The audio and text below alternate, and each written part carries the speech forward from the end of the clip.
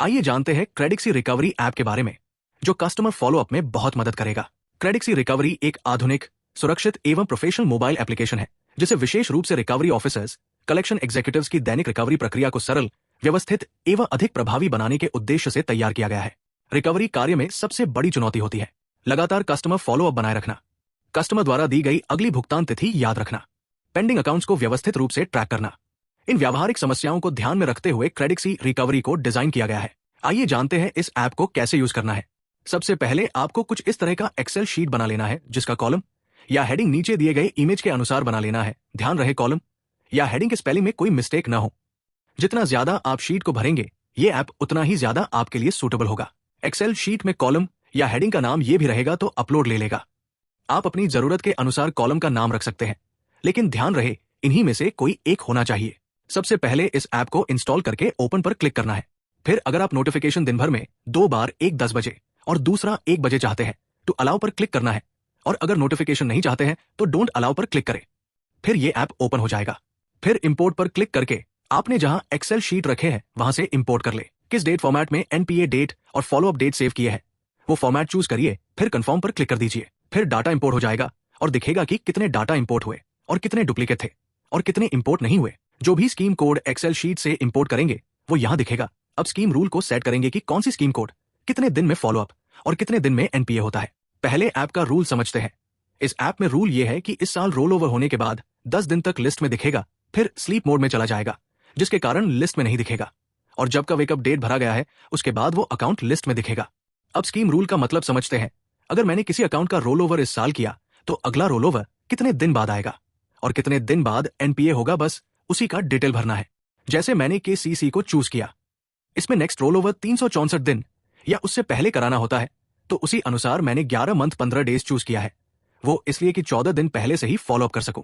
साथ ही ग्राहक को इंटरेस्ट सबवेंशन फायदा भी मिल जाए और एक अकाउंट का रोल ओवर भी हो जाए। एनपीए आफ्टर में कितने दिन बाद एनपीए होगा उसका मंथ भरना है। जैसे मैंने 36 मंथ भरा हूं। वेकअप बिफोर फॉलोअप में फॉलोअप डेट से कितने दिन पहले लिस्ट में दिखने लगे। सैम उसी तरह जितने भी आपके स्कीम कोड होंगे उन सब का स्कीम रूल भरकर अपडेट कर देना है। अब बैंक और ब्रांच नेम में अपने बैंक और ब्रांच का नाम भरना है। जब किसी को व्हाट्सएप और एसएमएस करेंगे तब मैसेज के अंत में बैंक और ब्रांच नेम टाइप होकर मैसेज डिलीवर होगा।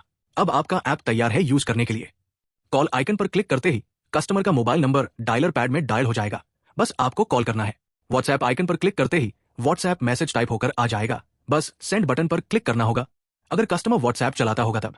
एसएमएस आइकन पर क्लिक करते ही एसएमएस बॉक्स में मैसेज टाइप होकर आ जाएगा, बस सेंड बटन पर क्लिक करना होगा, कस्टमर को मैसेज डिलीवर हो जाएगा। कस्टमर से कॉल पर जो भी बात हुई है उसको ऐप में अपडेट करना है। ये इस ऐप का सबसे इंपॉर्टेंट स्टेप जिस पर सारा कंडीशन टिका है। एरो पर क्लिक करते ही कस्टमर एडिट फॉर्म खुल जाएगा। फॉलोअप डेट में कस्टमर द्वारा दिए नेक्स्ट डेट को चूज करना है। नोट्स में कस्टमर से जो बात हुई है उसको टाइप कर लेना है। फिर टुडे कॉल पर क्लिक करना है। फिर अपडेट रिकॉर्ड पर क्लिक करना है। ये चारों स्टेप बहुत महत्वपूर्ण है, इससे से एक भी स्टेप छूटना नहीं चाहिए। अगर कोई कस्टमर रोल ओवर करा लेता है तो एरो पर क्लिक करते ही कस्टमर एडिट फॉर्म खुल जाएगा। फिर उसमें रोल ओवर डन पर क्लिक करना है। अब कस्टमर का रोल ओवर हो गया, अब 10 दिन तक लिस्ट में दिखेगा, फिर स्लीप मोड में चला जाएगा और नेक्स्ट वेकअप डेट से लिस्ट में दिखने लगेगा। डिजीज्ड कस्टमर के लिए, अगर किसी कस्टमर का डेथ हो गया है तो ऐप में अपडेट करने के एरो पर क्लिक करते ही कस्टमर एडिट फॉर्म खुल जाएगा। फिर कस्टमर डिजीज के सामने बॉक्स पर क्लिक करना है, फिर ओके पर क्लिक करना है, फिर अपडेट रिकॉर्ड पर क्लिक करना है। अब ऐप कस्टमर को डेथ मान लेगा। होम मेन्यू में टुडे पर क्लिक करेंगे तब टुडे फॉलोअप में वो अकाउंट दिखेंगे जिनको आज फॉलोअप करना है। टुडे एनपीए में वो अकाउंट दिखेंगे जो आज एनपीए होना है। कॉल डन में वो अकाउंट दिखेंगे जिनको आज कॉल किया है। मंथली पर क्लिक करेंगे तब मंथली ड्यू में वो अकाउंट दिखेंगे जिसे भविष्य में फॉलोअप करना है। मंथली एनपीए में वो अकाउंट जो इस महीने एनपीए हो गए हैं। मंथली मिस्ड में वो अकाउंट जिनको फॉलोअप करना भूल गए हैं। ग्लोबल पर क्लिक करेंगे तब टोटल पेंडिंग में वो अकाउंट दिखेंगे जिसे भविष्य में फॉलोअप करना है। टोटल मिस्ड में वो अकाउंट जिनको फॉलोअप करना भूल गए हैं। फिल्टर के भी बहुत सारे ऑप्शन हैं, अब उन्हें भी देखते हैं। फिल्टर पर क्लिक करना है। इसमें बहुत सारे ऑप्शन हैं, एक एक करके देखते हैं। शॉर्ट बाय फिल्टर में एनपीए डेट पर क्लिक करने पर पूरी लिस्ट एनपीए डेट के अनुसार हो जाएगी। फॉलोअप डेट पर क्लिक करने पर पूरी लिस्ट फॉलोअप डेट के अनुसार हो जाएगी। विलेज वाइज फिल्टर में जिस विलेज को चूज करेंगे तो सिर्फ उसी विलेज में जितने भी अकाउंट होंगे उनकी लिस्ट दिखेगी। स्कीम कोड पर क्लिक करने पर स्कीम वाइज लिस्ट दिखेगी। मंथ फिल्टर में एनपीए डेट या फॉलोअप डेट क्लिक करने पर मंथ और ईयर वाइज लिस्ट देख सकते हैं। ओनली एनपीए कस्टमर में सिर्फ एनपीए कस्टमर की लिस्ट दिखेगी। शो डिजीज्ड कस्टमर में सिर्फ डिजीज्ड कस्टमर की लिस्ट दिखेगी। लिस्ट मेन्यू में भी कस्टमर लिस्ट देख सकते हैं। इसमें भी कॉल आइकन है, जिस पर क्लिक करते ही कस्टमर का मोबाइल नंबर डायलर पैड में डायल हो जाएगा, बस आपको कॉल करना है। एडिट बटन है, जिस पर क्लिक करते ही कस्टमर प्रोफाइल को एडिट कर सकते हैं। डिलीट बटन है, जिस पर क्लिक करते ही कस्टमर प्रोफाइल को डिलीट कर सकते हैं। फिल्टर ऑप्शन है, जिस पर क्लिक करके अपने जरूरत के अनुसार फिल्टर कर सकते हैं। इंपोर्ट मेन्यू में ही एक्सपोर्ट का ऑप्शन है, जिस पर क्लिक करके कस्टमर डाटा और लॉग्स को शेयर कर सकते हैं।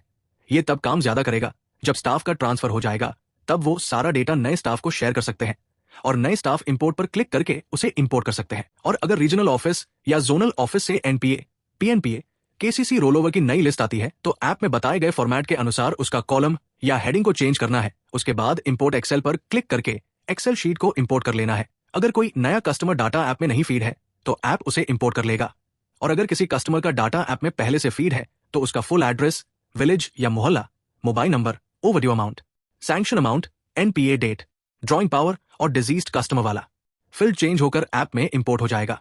और अगर एक्सेल शीट में कोई और कॉलम या हेडिंग होगा जो ऐप के अनुसार नहीं होगा, तो ऐप उस कॉलम या हेडिंग वाले पूरे रो को छोड़कर बाकी को इंपोर्ट कर लेगा।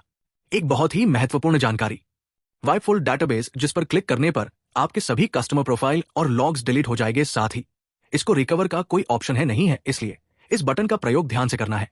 सेटिंग मेन्यू में ट्रैकर का ऑप्शन है, जिस पर क्लिक करके आप डिटेल देख सकते हैं, जैसे टोटल कस्टमर कितने हैं, कितने एनपीए और डिजीज्ड कस्टमर है, प्रत्येक विलेज में कितने कस्टमर है, और भी बहुत सारे डिटेल देख सकते हैं।